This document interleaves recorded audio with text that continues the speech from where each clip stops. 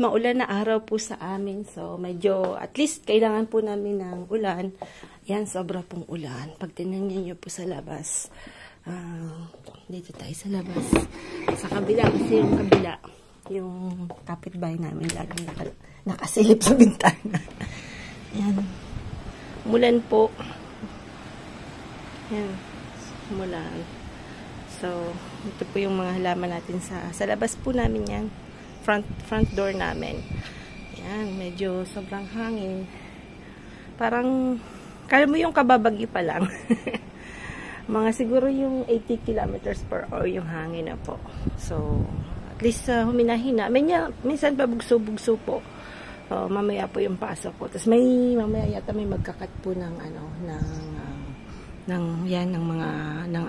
sa kabilang bahay. Kasi po pag dito, pagka yung puno po sa kanila, sila po yung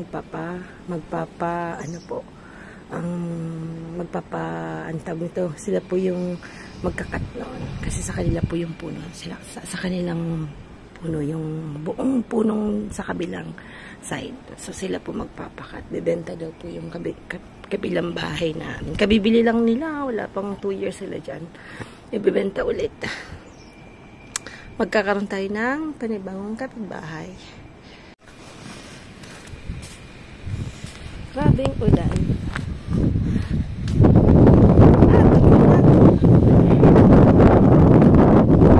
Sobrang ulan po. Titingnan natin yung hangin. Parang may bagyo. Kala mo may bagyo. Dito kasi uulan ito, magtatagis din po. Pero basang-basa dito. Natin yung natin kung anong nangyari. Ayan, tumutubo pa naman yung ayan yung tubo. Tumutubo na.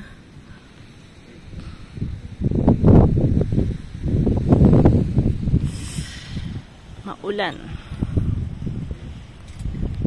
Ako pong paglilinis. Yan yung itlog. 3 everyday. Ayan.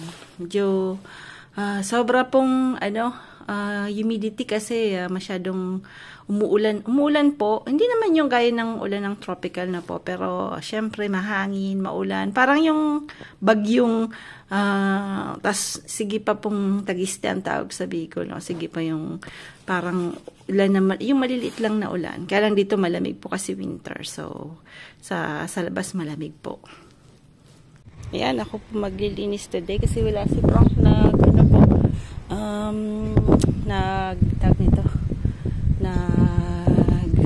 grocery. Ang ganda ng nila, as in parang professional po kasi yung nagkat ng grass. So, talagang maganda yung pagkakakat nila. Talo kami. Pantay-pantay. Hindi naman masyadong pantay. Medyo hindi ganong kapantay, pero pantay pa rin. Yan. Dalawa lang na itlog. Pero dami kipot. Ako po yung maglilinis. Mamaya pa naman po yung pasok ko. So, okay lang naman. So, sobrang lamig ulit. As in, sobrang lamig. So, gagawa tayo ng easy fried rice. Ayan. So, si Frank po pupunta ng dentist. So, hindi po siya masyadong makakakain ng matitigas. Sabi ko mamayang gabi mag-omelette ka na lang. Kasi pero no problema kung anong uulamin mamayang gabi. Sabi ko omelette ka na lang mamayang gabi, di ba? Ito yung natirang jambong ibig. Yun po yung mga ham na galing sa na binili ko po sa store na po. Ayan.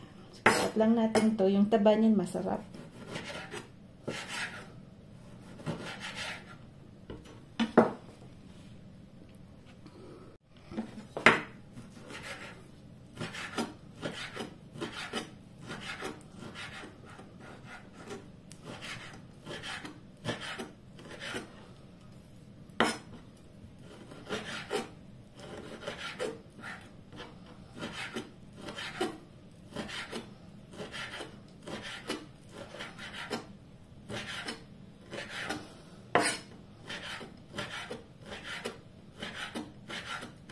Yan. Yung jambong iberic po, that's from yung parang native na pigno po. So, medyo mahal po yung kilo niya para puro yung mga ham na mountain, tawag dito, hamong montan. So, it's from yung mga hampong preserved with salt na po. So, may mga ages po yan. May 9 months, may 18 months, yan, may 24 months. So, more na mas maano po sila matanda. More on, they're expensive na po. So, yan. Yan po yung, kami po, iba-iba yung klaseng ham din niya binibenta namin sa ano po, sa work. Ang nangyayari, yung una pong cut, mas mura po yung binibenta namin na po kasi minsan mataba po. So, you can use that for, tawag nito. You can use that for pagka nagpipitsa ka or yan nga, yung lalagay natin sa kanton, no? So, minsan yung iba po linalagay niya rin sa soup kasi medyo maalat siya ng konti. So, ayan. Tagal na rin po kami din nag-fried rice. Kami lang po today kasi si Sam po, may school siya, no? So, mamaya pa po siyang 4 o'clock. Pero yung driving school po ang mag-fetch siya sa kanyang school. Tapos first time niya po magda-drive from Perpignan po, yung city ng Perpignan. So, sana po everything will, kasi ang dami pong the circulation is really bad. Ang dami pong circulation sa city ng Perpignan na po. So, sana hindi naman naging okay yung pag-driving lesson ni Sammy. So, lalagyan po natin ng oriental chorizo, no? Galing pa po ito Pinas. This one you can find in a Chinese, Asian store. If you want to, but it's a little more sugary, no po. Matamis po yung oriental. So, that's a Chinese sausage. So, yeah, you can find that in a Chinese store. Meron po dito, 1 pack niyan, it's like 500 grams. 300 grams, it's like 9 euro na po. Pag binenta. Kaya ito po, dala ko po ito galing Pilipinas, yung Chinese chorizo. Bumili po ako ng medyo madami-dami para naman sabi ko kasi medyo mahal din po. So, ayan po yung lalagay natin sa ating rice. Ano gagamit natin? Medyo malaki.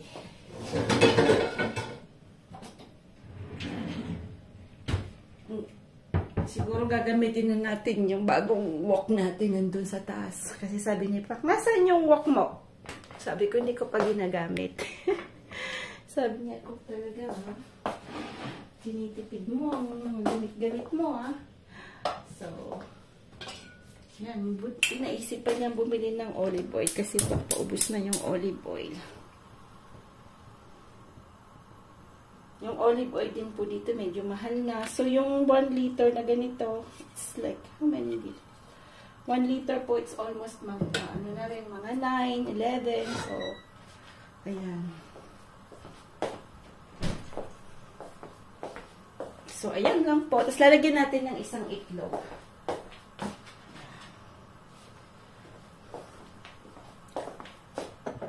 Minsan po lalagyan ng butter para medyo masarap din siya. So, lalagyan natin ng margarine po ang ilalagay niya. Kasi butter is not good for health. Ito po, lalagyan natin ng margarine. Itong margarine na pong to, it's, maano tayo. Lalagyan ko po ng margarine. Hindi ko na po papakita kasi baka ma-copyright po ako ulit, no? Kasi dito sa France, medyo may dikit ang copyright. Pagka pinapakita po yung product, kinaka-copyright nila po. So, medyo mahirap. So, yan. Konti lang kasi nakalimutan ko mataba pala yung ano natin, no? Yung iberic natin. So, yan. So, hindi na natin yan lalagyan ng asin. But we're going to put some soy sauce na medyo yung ano po, yung matamis na soy sauce. Para medyo mag-caramelize siya. Tapos, unahin din natin tong Chinese sausage kasi mataba po yung Chinese sausage. Tapos, saka natin lalagay yung ating garlic. Ayan. Tapos mamaya pupunta po tayo sa, anong oras na ba? 11 na. Pupunta po tayo sa garden para kumuha ng onion, yung sibulino na po. That's parang sibulet, no? In French. Pero ano po yun? Dahon ng onions. But you can use that to make as aromatic na po sa rice. Yan po yung magbibigay ng kunting kabanguhan sa rice natin. Tapos, ito po yung rice. As in Asia po, we use rice cooker. Yan. Patayin muna natin kasi pumuputok na. Bago. Ang bango na po siya. At ang buksan natin na lang yung sana. Para huwag maingay yung ating ano. Yan. So, ako po, yan, aanin natin yan. Malinis po yung kamay ko, don't worry. At saka ang kuko ko pupudpud yan kasi I'm working in the meat shop. So, kailangan pong hindi, wala po akong kuko. So, hindi pa ako nagko-cutics. Since long time ago, kasi po dati naman sa baker shop po ako nag-work, the same thing. You cannot wear any jewelry. Except yung yung ring na marriage ring lang po ang hindi ka pwedeng mag-bracelet. So, lang po ang tinotolerate nila, yung ring nyo lang po sa alliance, yung sa marriage lang po. Yun lang po yung tinotolerate nila. Medyo mahigpit. Sa ano po yung siyempre sa hygiene. Yan. So, lalagay na po natin yung garlic. So, dapat, ako palagi mo nang inuuna ko to, para yung garlic wag mo pong matututong na po. Pagtutong yan, hindi naman maganda. So, dapat magbo-brown lang po yung garlic. So, huwag natin tututongin. Ako, hindi ko na po linalagyan ng sibuyas na po, kasi mamaya lalagyan naman natin. We're going to put some onions hives. So, I don't put any onions. I just put some garlic.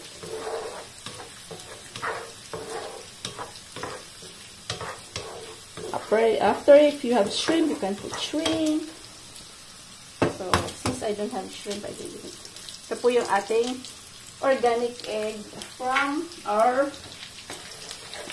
chicken. Ayan. So, everyday po, may 3 chickens po. May 3 eggs po kami. Minsan 2, but always we have 2 eggs at least, or 3. So, hindi po sila masyadong pumapalya sa pag-iitlog, ah. So, it's, yung red na chicken po yung amin. So, in French, the name is, oh my God, I forgot. Rousse. It's like rousse. Ayan.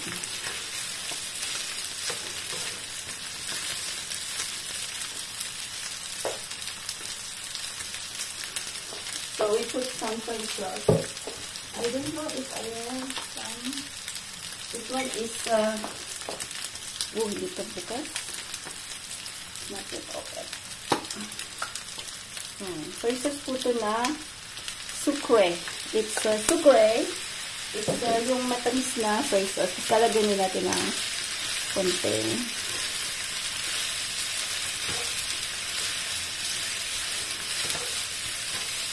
Mabango po siya. Kasi yung Chinese sausage mabango. Tapos, syempre yung malamang masarap po siya kasi ibirik yung linagay natin na ham na po. Iba po yung lasa ng ibirik na ham.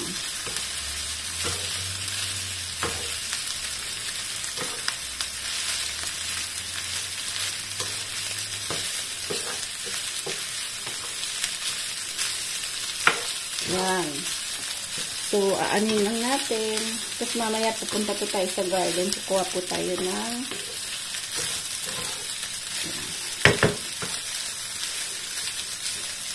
maganda po sana pag-walk kasi pwede mong paliparin yung kanin. Pero pag lumipad naman na matindi, wala.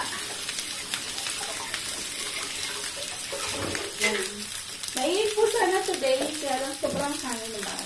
So, Ganyan po talaga yung buhay dito sa, ano po, sa lugar namin, no? Sa Perpignan, it's like always windy, but it's always sunny.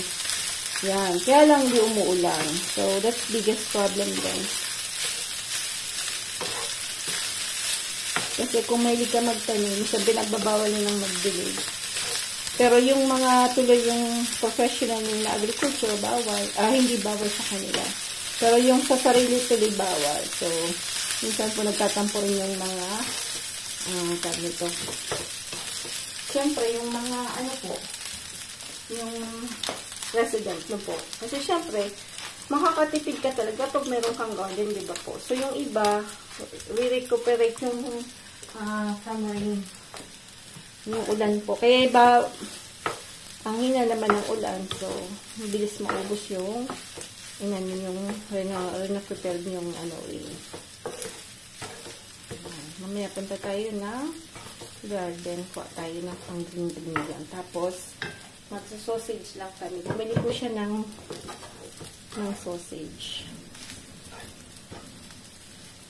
Parang kahit hindi na mag-sausage, yung lagyan na lang siguro.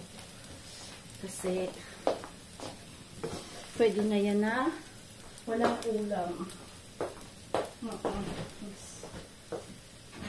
Parang tinatamad akong lutuin yung sausage. Kasi marami pang ulam. Ayan. Takpan natin yan. Pupunta po tayo ng garden.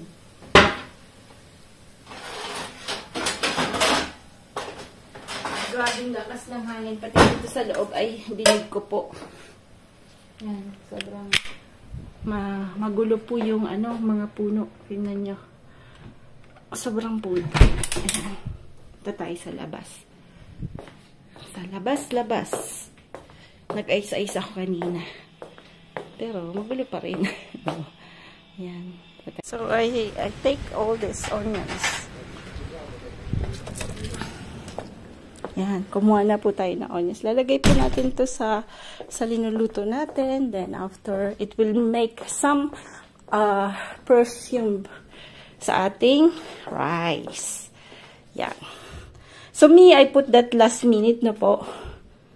Mga last minute ko na po siya nilalagay. So ayan. Lalagay na natin yung kinuha natin na sibulino.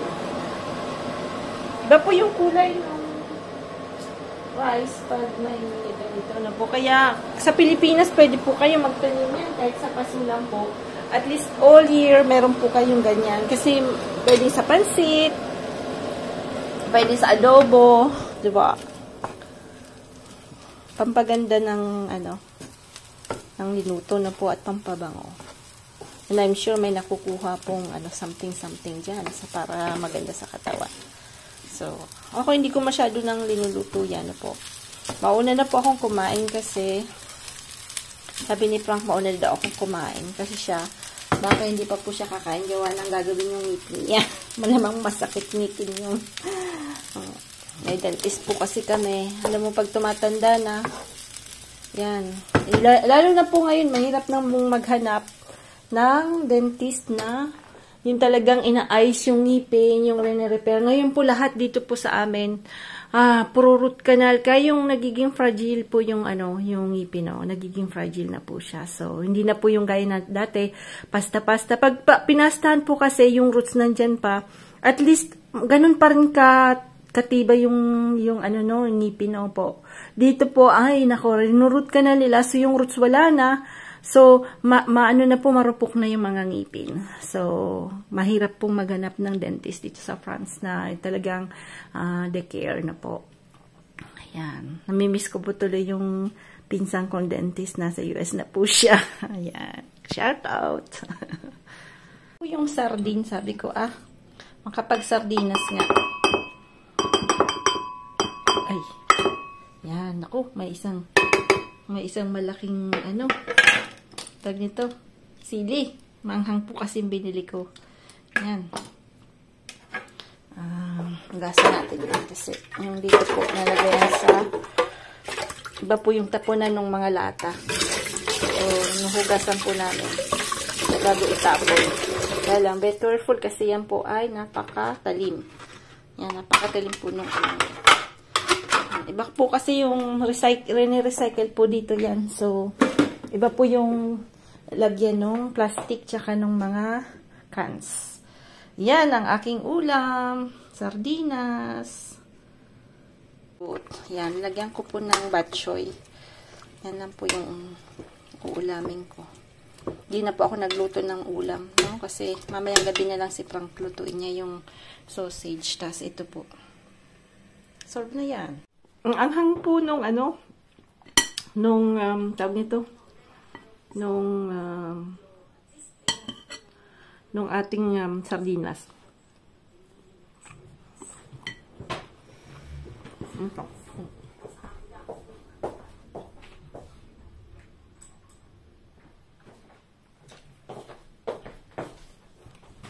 Supa. Hindi pa ako nakakapagtina.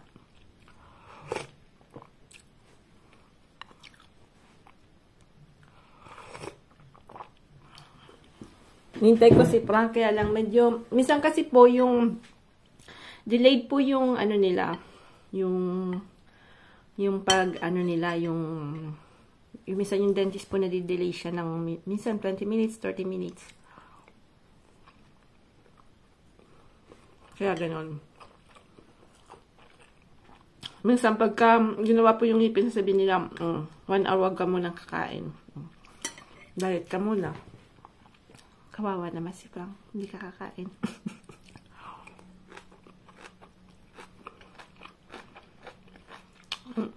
Really.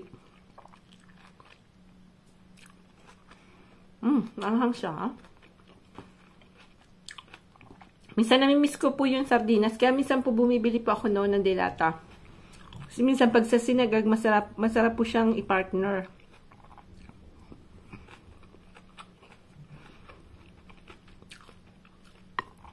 Pag pinanood niyo po yung video ni, siguro maglo-load po yung si Ate Jinky, no? Nasa Canada na po sila. Naiinip po si Inaya. Namimiss na sigurong magwalis. Sabi ko nga, pag pumunta siya dito sa amin, marami siyang wawalisan. May ipot pa. Hindi siya maiinip. Ewan ko kung pupunta pa po kasi I can see na napagod siguro yun sa biyahe. Matagal po yung biyahe, ha? 80 years old. Sila lolo, French lolo lola nga, gusto namin pumunta sana sila ng Pinas. Kaya lang, hindi na nila kaya yung biyahe, sabi. Sayang nga kasi hindi sila nagkita-kita. Hindi sila nagkita-kita nila mama, no? Kung si mama makakapunta dito, sana magkikita-kita sila. Kasi pupunta namin sila.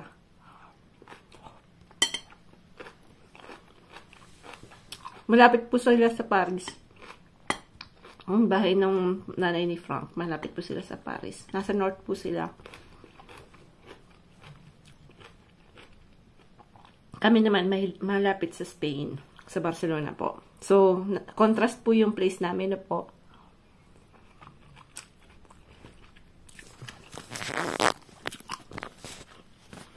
Okay, nakain ko. Ito yung sabaw. Yan. Bon appetit po sa lahat.